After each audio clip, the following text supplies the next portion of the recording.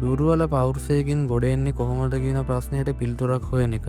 සරල වචන වලින් කිව්වොත් පිරිමියෙකු තමන්ගේ ඇතුලේ තියෙන අඩු බලතාවයන්ට මුහුණ දීලා ඒවා ජය ගන්න ඉගෙන ගන්න එක. ඒක පිරිමියෙක් හැටියට පිරිමියෙක් ලෙසින් හැසිරෙන්නේ කොහොමද කියන එකත් එක්ක ගැඹුරු සම්බන්ධයක් තියෙනවා. මේක නියම ජීවිතයක නියම අභියෝගයක්. පෞරුෂය කියන්නේ මේ ලෝකේ හැම සමාජයකම වඩාත් වැදගත් කරුණු වලින් එකක්. නමුත් සමාජයේ පිරිමියෙකුගෙන් බලාපොරොත්තු වෙන්නේ කවදාවත් නොසැලී සිටින්න, හැමතැනකම ශක්තිමත් වෙන්න, හැම විටකම සිනිඳු පුද්ගලයෙකු නොවෙන්න කියන මෝඩ න්‍යායක්. ඒත් ඇත්තටම ජීවිතේ ඉදිරියට යන එක එහෙම සරල නෑ. අපි හැමෝටම අවාසිදායක තැන් තියෙනවා. බය ඇති වෙන තැන් තියෙනවා. එකිනෙකා එක්ක තරඟ කරන්න උගන්වපු ලෝකයක තමන්වම හඳුනා ගන්න එක පවා අමාරුයි. දැන් ඔයා පොඩ්ඩක් හිතන්න මේ වගේ ලෝකයකින් දුර්වල පෞරුෂයක් තුලින් උඩට එන්නේ කොහොමද? එහෙම කරන්න නම් පළමුවෙන්ම අපිට පිළිගන්න වෙන්නේ අපි අඩුබල තත්වයක සිටිනවා කියන සත්‍යය. නිකන් හිතන්න හිමින් ආපු තනිවීම, විරුද්ධත්වය වගේම තමන්ගේ සිතේ විශ්වාසය නැසන හඬ යන මේ හැමදේම එකට එකතු වෙද්දී පිරිමියෙක් ලෙස දරාගෙන ඉන්න එකත් පාලනය කරන්න දැනගන්න එකත් දරුණු අභියෝගයක්.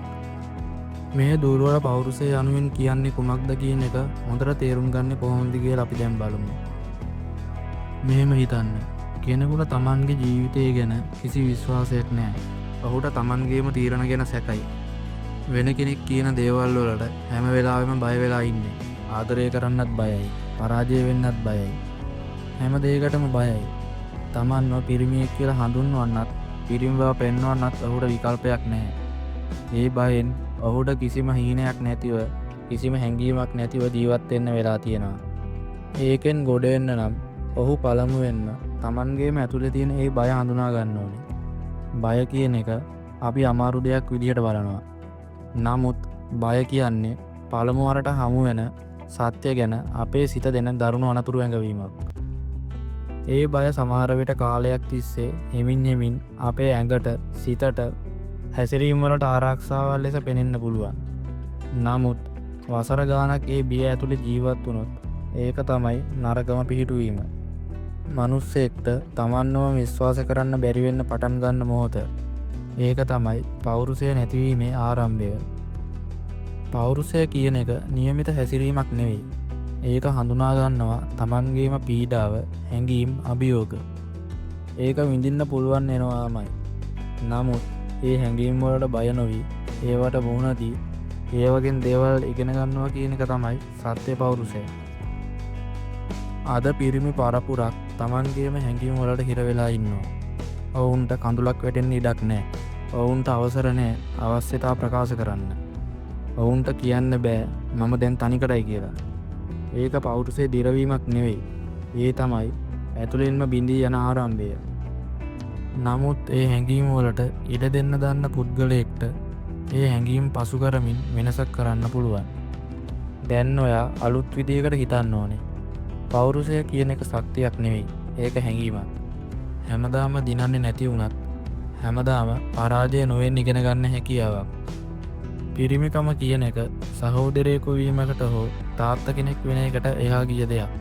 ඒක තමන්ගේම ආත්මය දන්නා හැටි, තෝරන හැටි, ඒ වගේම ඒකෙන් තමන්ව ආරක්ෂා කරගන්නේ කොහොමද කියන එක ගැන සෙවීමක්. ඔයාට තවමත් දුර්වල බවක් දැනෙනවා නම් ඒක ලැජ්ජ වෙන්න දෙයක් නෙවෙයි. ඒක තමයි මුල් පියවර. ජීවිතය කියන එක පදක්කමක් නෙවෙයි. ඒක සටනක්. කිසිවෙක් දිනාගෙන ඉපදෙන්නේ නැහැ. හැමෝම දියන්න ඉගෙන ගන්නවා. හැමදාම අපිට මුහුණ දෙන්න වෙන දුර්වලතාවයයි, බයයි, ඒ වගේම සැකයත් අපේ ජීවිතයේ කොටසක්. ඒවා පිළි අරගෙන ඒ දේවල් ගැන හොඳට හිතලා ඒවා පසු කරගෙන යන එක තමයි සත්‍ය පෞරුෂය.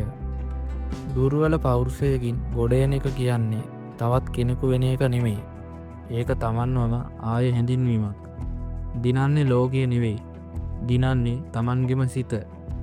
හීනකින් බය වෙලා, හැඟීම් වලට හිර වෙලා ජීවිතය වෙනුවෙන් යුද්ධ කරන හැම පිරිමියෙකුටම මේක පණිවිඩයක්. ඔයා දුර්වලයි නම් ඒක ඔයාගේ අවසානය නෙවෙයි. ඒක තමයි ඔයාගේ ගමනේ ආරම්භය.